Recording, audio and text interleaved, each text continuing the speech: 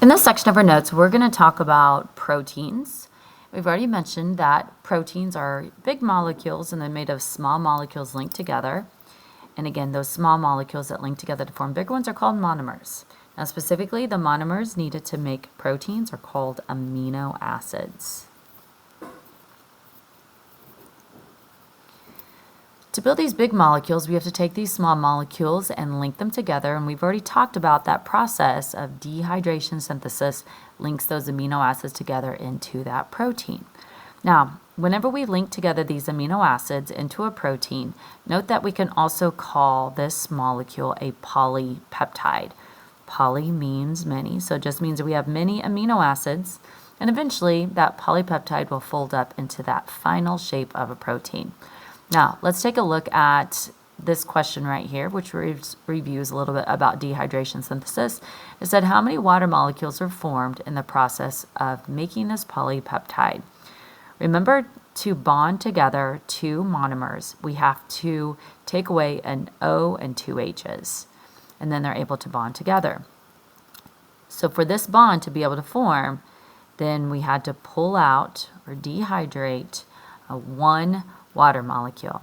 So if you count the bonds that we have here between two amino acids, that's going to tell you how many water molecules were made in the process of linking together those amino acids. So 1, 2, 3, 4, 5, 6, 7, and there's no bond there yet. We don't have another molecule. So it would have been 7 water molecules were used to make that polypeptide. Now, our polypeptide is going to fold into a shape of a protein, and the shape of a protein is very, very important. The shape of the protein determines its function. If a protein is not made correctly, if a protein loses its shape, then it likely will not be able to function. And that's pretty much for, anything that you think of. For example, your desk.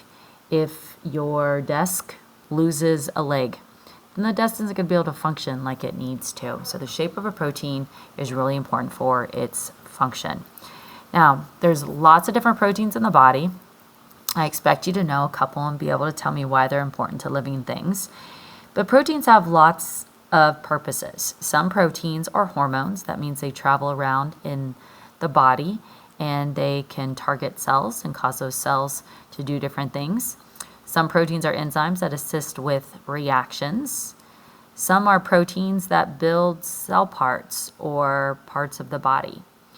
Now, when we name our proteins, you're going to see that most of the time the endings are IN or ACE. And usually we name them IN or ACE dependent on their function. If you have a molecule that ends in ACE, that protein is an enzyme. It's going to assist with the chemical reaction in cells. If it ends in IN, then that's more of a structural protein. Actually, I'm just going to draw an arrow right here. So it's usually a structural protein in a cell. Here's some common proteins that we're going to talk about that you probably have heard of before. And again, you need to know a couple of them, be able to name them and tell me how they're important to living things. When you take a look at your nails and hair, horns, hooves, even feathers, they are made of a lot of keratin.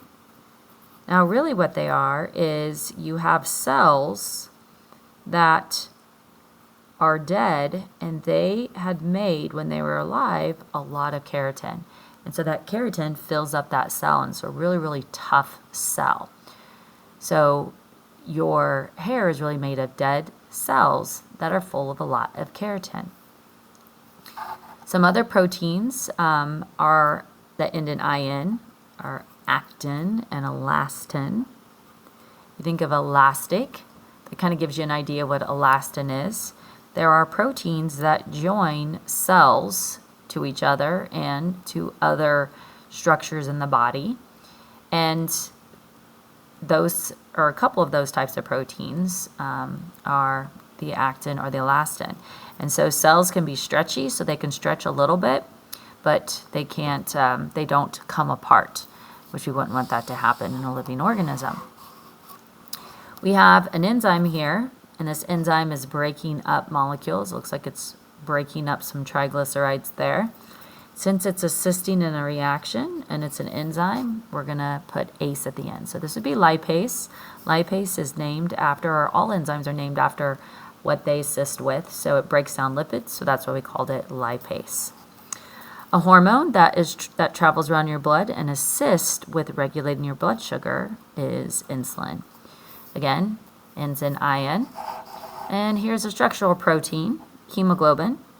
Just like you have cells that are full of keratin, we also have some types of cells that are full of hemoglobin, and those would be red blood cells. So if you take a look inside a red blood cell, each little molecule you see in there is hemoglobin. And so red blood cells are full of hemoglobin, and oxygen will bind to hemoglobin. And then when the red blood cell travels to different parts of the body, then that oxygen can be released. Now, we're going to spend a lot of time talking about enzymes. I lied. First, we're going to talk about the food that has an abundance of protein in it. So if you need to consume more protein in your diet, then you need to kind of rely on animals, even though there are some plant products that you can eat that would be good sources of proteins. So meat is an excellent source of protein. So your chicken and your red meat like hamburger, also fish, milk. So notice these are animal products that we're talking about, but let's talk about some plant products. So nuts and seeds would be good sources of protein. I'm going to add eggs over here on this animal side, and beans are a good source of protein if you need more in your diet. Now, let's talk about enzymes. And again, enzymes are a type of protein that assist in chemical reactions.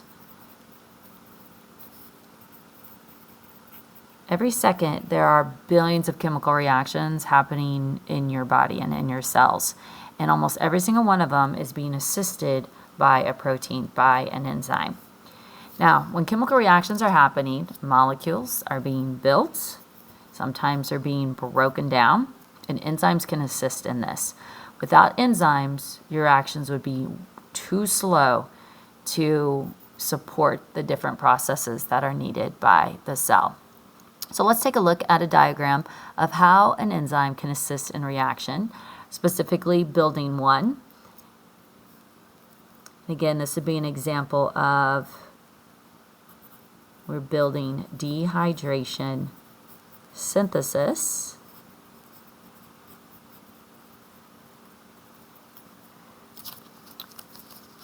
So here we have our enzyme here, and again, it's a protein. And these, in this situation, these two monomers need to come together to form a bigger molecule. Now, these molecules that are going to land on the enzyme are called the substrates. Sometimes we call them the reactants because they're going to be reacted together here.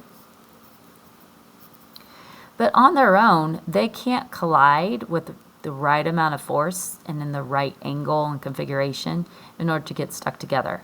But if they attach to the enzyme, then they'll be able to be placed in just the right configuration that they can form a bond, and then they can go away as a different molecule, and that's when we call it the product. Now, this area right here where our substrates bind to the enzyme is called the active site.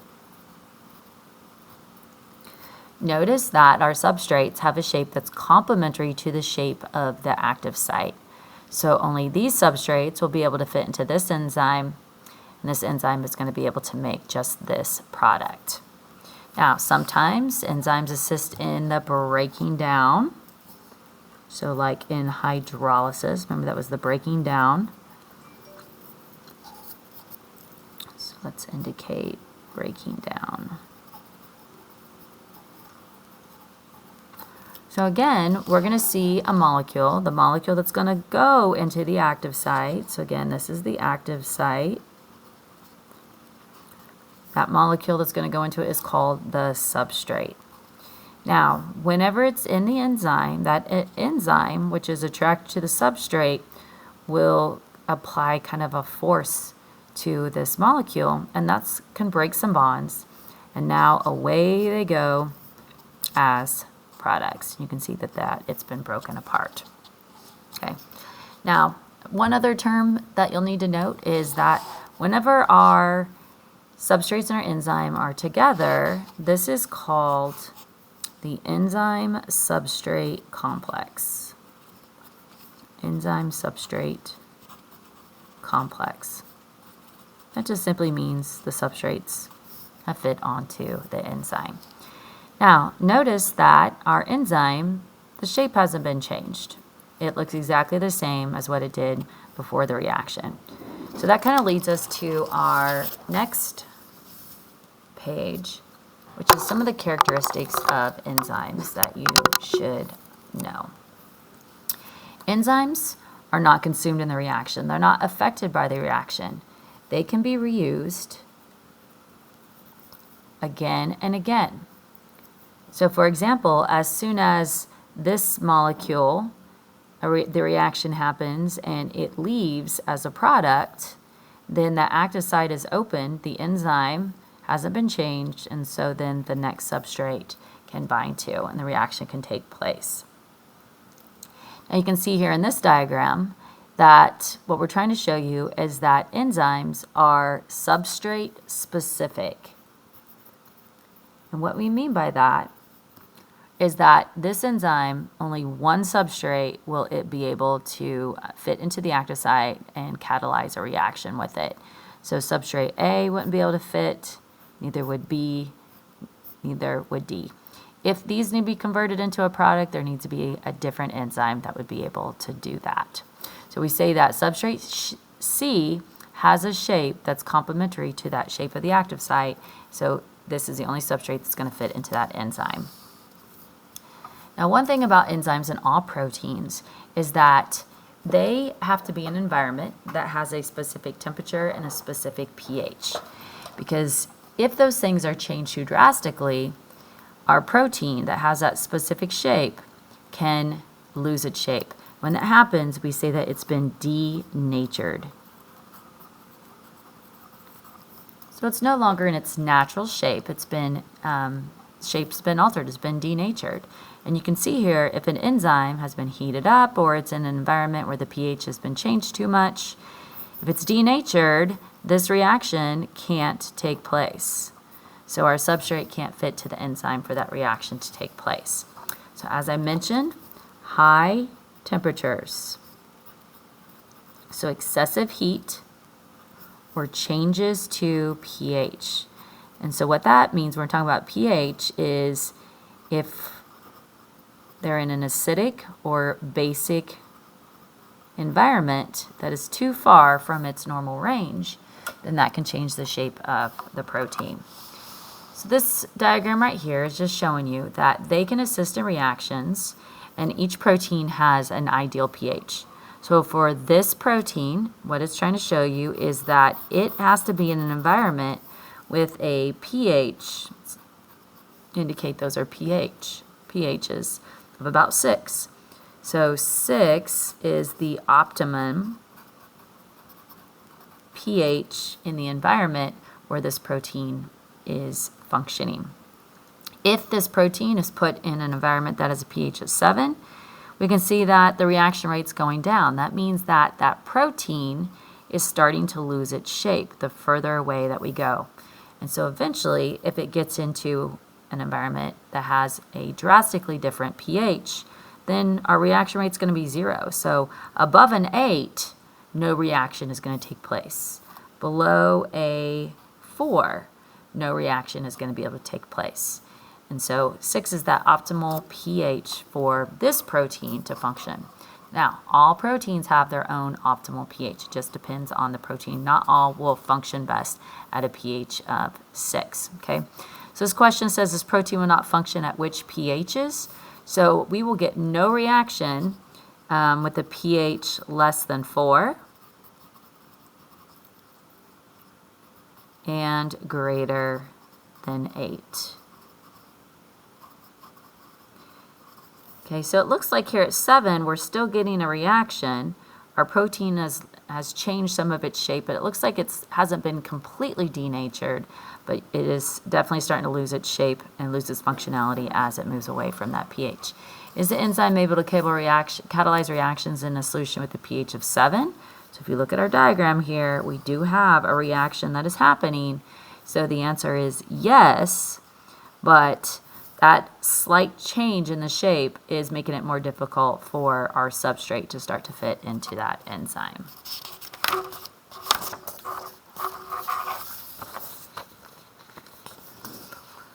One last thing about our proteins, specifically about the enzymes, is that many times when enzymes are being utilized, they're being utilized as one enzyme in a series of many different reactions that have to happen for the body or for the cell to produce some kind of molecule.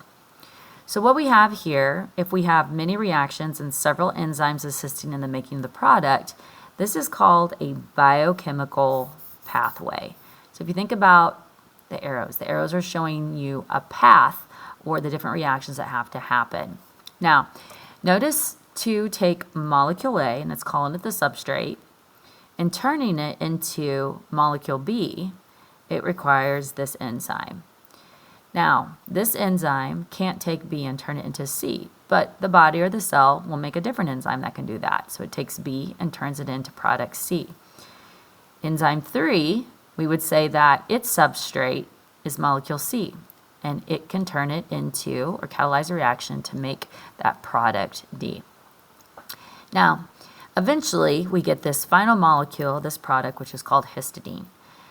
Enzymes have to have a way to be shut down because sometimes we have a product and we don't need to make a product anymore, or we have too much of a product, and so we need to shut down this pathway because it would be wasteful to make more of a product that we already have in excess. So these pathways, these series of reactions are regulated, or which we mean can be shut down, through what's called negative feedback. So let's say that the body is starting to make lots of histidine. So we have lots of histidine.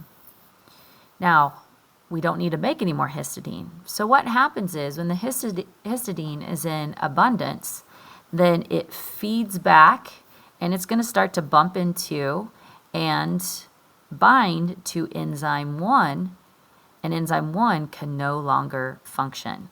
So it can't take A and turn it into B. So let's take a look at a different way that molecules can bind to the enzymes and inhibit them and shut down this biochemical pathway. So enzymes are inhibited, and basically what we mean by that is they are turned off two different ways. We have what's called competitive inhibition and non-competitive inhibition. So notice here in our diagram we have our enzyme, so let's indicate that's the enzyme, and we have our substrate. The substrate is supposed to fit into the active site, but it can't. There's something in the way. There's something activating that same spot. So since this inhibitor is out-competing the substrate for a place in this active site, it's called a competitive inhibitor. They're going for the same spot. So that's a competitive relationship there. So if an inhibitor or a molecule binds to the active site, and the substrates can no longer bind to the active site, then we say competitive inhibition is occurring. Now, in non-competitive inhibition, what can happen is the inhibitor doesn't bind to the active site.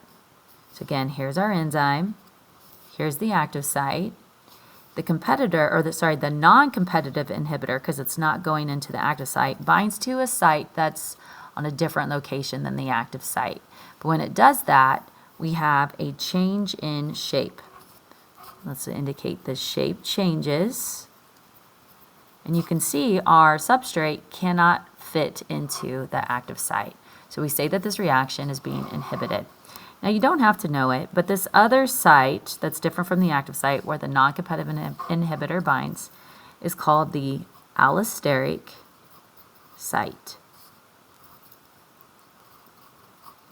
And again, once that non-competitive inhibitor is bound to the allosteric site, it alters the shape of the enzyme and the active site. The substrate cannot bind, and we say that the reaction has been inhibited. So if we have enzyme 1 here, so if this feeds back, it can bind to like this allosteric site of enzyme 1, it changes its shape, and A cannot be converted into B, okay? Now let's think about this. Usually this histidine was being made for a reason, and so as this histidine is getting used in other processes, eventually all the histidine is gone, including this one that was inhibiting that enzyme. So whenever it's used up, then our enzyme's no longer inhibited, and our enzymes will then get back to assisting in those reactions to make histidine once more. So again, this is called negative feedback, whenever the product can feed back and stop or inhibit a step earlier in the pathway.